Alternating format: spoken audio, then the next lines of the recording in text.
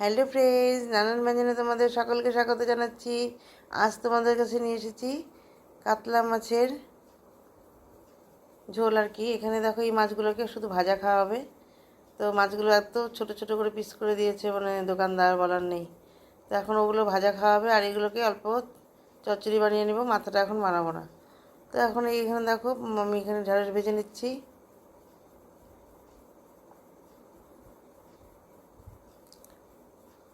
ঢেঁড়স ভেজে নিয়ে এখন কড়াইতে তেল দিয়ে এর মধ্যে কালো জিরা ফোড়ন দিলাম, তেজপাতা আর পেঁয়াজ ফোড়ন দিয়ে নিলাম। দিয়ে একটু ভেজে নিয়ে এখন একটা টমেটো দিয়ে দেবো বিচি ছাড়িয়ে। তো টমেটোটা দিয়ে ভেজে নিচ্ছি। এখন এর মধ্যে দিয়ে দিব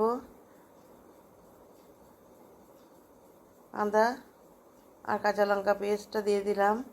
আদা কাঁচা লঙ্কা পেস্টটা একটু ভাজা ভাজা করে নিচ্ছি।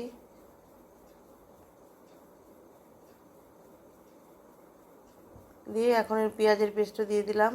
পেঁয়াজের পেস্টটা দিয়ে ভালো করে মিশিয়ে নিচ্ছি। এখন লবণ দিয়ে দিলাম, একটু হলুদ দিয়ে দিলাম। খুব গরম, সেটা হালকা হালকা করে বানাচ্ছি।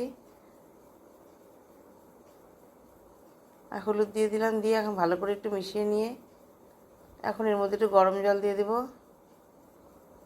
এখন এর মধ্যে গরম জলটা দিয়ে একটু ভালো করে ফুটিয়ে নেব।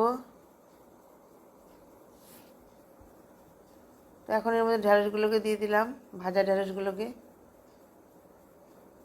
দিয়ে নিয়ে এখন এর মধ্যে জিরে গুঁড়ো ধনে গুঁড়ো দিয়ে দেবো, আর অল্প লঙ্কার গুঁড়ো দিয়ে দেবো। এটা জিরে গুঁড়ো দিলাম, এখন ধনের গুঁড়ো দিচ্ছি, আর অল্প লঙ্কার গুঁড়ো দিয়ে দেবো।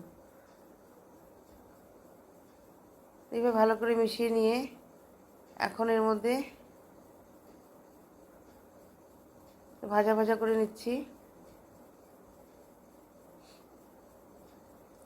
এখন একটু লঙ্কার গুঁড়ো দিয়ে দিলাম, দিয়ে ভালো করে একটু মিশিয়ে নিলাম।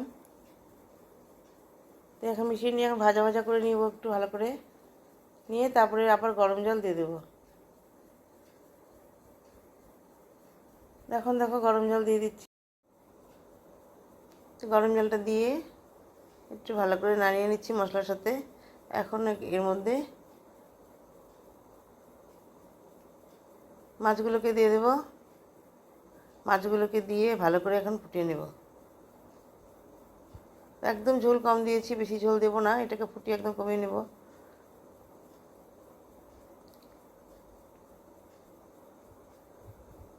এখন এইভাবে ঝোল দিয়ে এগুলো নাড়িয়ে নিয়ে এখন এটাকে একটু ফুটিয়ে নেব ভালো করে। দেখো ফুটিয়ে নিচ্ছি, আর ঝোলটা অনেকটা কমে গেছে। তো এইভাবে আমার রান্নাটা বন্ধুরা শেষ হয়ে গেল। তো তোমাদের যদি ভালো লেগে থাকে তাহলে প্লিজ একটু কমেন্টস করবে, সাবস্ক্রাইব করবে। এখন আমি এটাকে সার্ভ করে দিলাম। তো বন্ধুরা, তোমরা সবাই ভালো থেকো, সুস্থ থেকো, এবং তোমরা অবশ্যই আমার পাশে থেকো। নমস্কার।